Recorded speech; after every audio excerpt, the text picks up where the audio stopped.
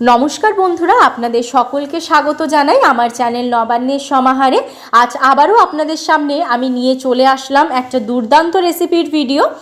আজকে আমি বানাতে চলেছি পটল দিয়ে সম্পূর্ণ নিরামিষ স্বাদের একটা রেসিপির ভিডিও।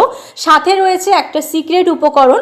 ভিডিওটা যদি আপনারা স্কিপ না করে পুরোটা দেখেন তাহলেই বুঝতে পারবেন সেই উপকরণটা কি। এই উপকরণটা যদি পটলের সাথে আপনারা অ্যাড করতে পারেন তাহলে কিন্তু এই রেসিপির টেস্ট আরও দ্বিগুণ হয়ে যাবে। তাহলে চলুন বেশি কথা না বাড়িয়ে আজকের রেসিপিটা শুরু করা যাক।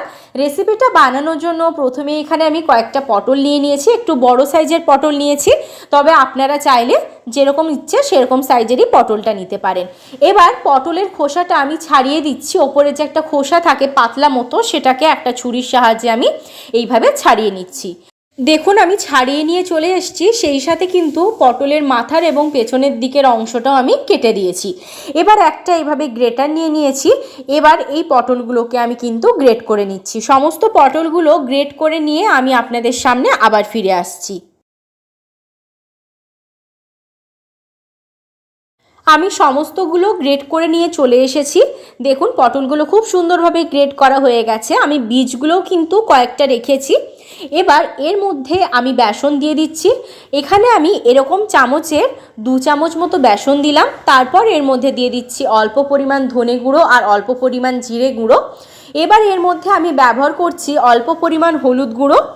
এবার এর মধ্যে আমি দিয়ে দিচ্ছি নুনটা স্বাদ অনুযায়ী ব্যবহার করছি। তারপর দিয়ে দিচ্ছি এর মধ্যে আমি লাল লঙ্কার গুঁড়ো। তবে আপনারা চাইলে লাল লঙ্কার গুঁড়োর পরিবর্তে কিন্তু এখানে ব্যবহার করতে পারেন কাঁচা লঙ্কাও। এবার এর মধ্যে যে সিক্রেট উপকরণটা আমি ব্যবহার করব বলেছিলাম সেটা হচ্ছে ছানা।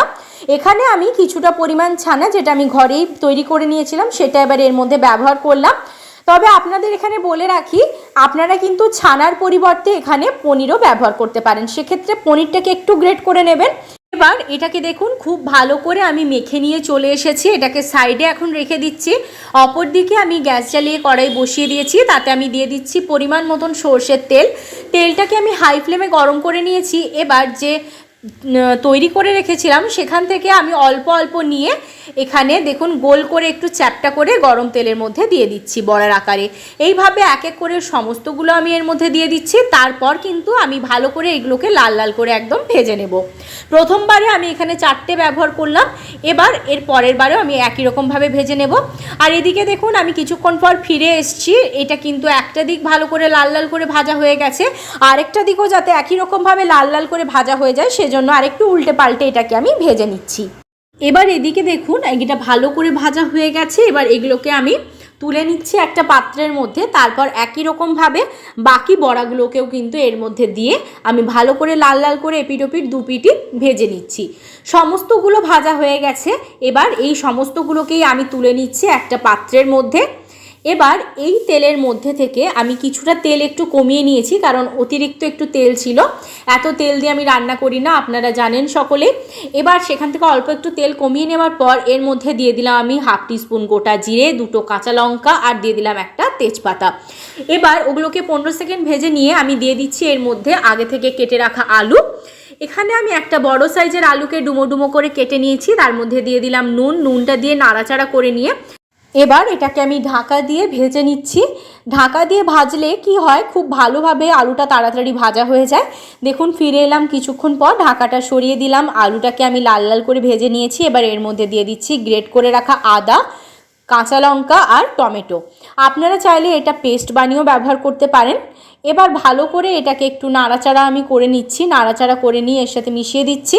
আর এখানে বলে রাখি, যেহেতু আদাটা ব্যবহার করেছি সেহেতু কিন্তু খুব ভালো করে ভেজে নিতে হবে, তা না হলে আদার কাঁচা ভাবের গন্ধটা কিন্তু এর মধ্যে রয়ে যাবে, ভালো লাগবে না খেতে। এবার ভালো করে একটু নাড়াচাড়া করে এটাকে ভাজা ভাজা করে নিচ্ছি। বেশ কিছুক্ষণ মতো এটাকে কষিয়ে নেব। তারপর এবার এর মধ্যে আমি দিয়ে দেব কিন্তু মশলা। এখানে আমি ব্যবহার করছি ধনে গুঁড়ো আর জিরে গুঁড়ো 1/2 টিস্পুন করে, হলুদ গুঁড়োটা 1/2 টিস্পুনের থেকে একটু কম, কাশ্মীরি লাল লঙ্কার গুঁড়ো এখানে ব্যবহার করছি 1/2 টিস্পুন, আর এখানে আমি দিয়ে দিচ্ছি স্বাদ অনুযায়ী নুনটা প্রথমেও ব্যবহার করেছিলাম, কিন্তু সেই অনুযায়ী কিন্তু নুনটা দিতে হবে। এবার ভালো করে সমস্তটা খুব সুন্দর করে মিশিয়ে নেব। কাশ্মীরি লাল লঙ্কার গুঁড়ো শুধুমাত্র এখানে কালারের জন্য আমি ব্যবহার করি। করি। এবার যেহেতু গুঁড়ো মশলা ব্যবহার করলাম সেই জন্য এখানে দিয়ে দিলাম অল্প একটু জল। জলটা দিয়ে ভালো করে নাড়াচাড়া করে নিয়ে মশলাটাকে আমি অনবরত কষাতে থাকবো।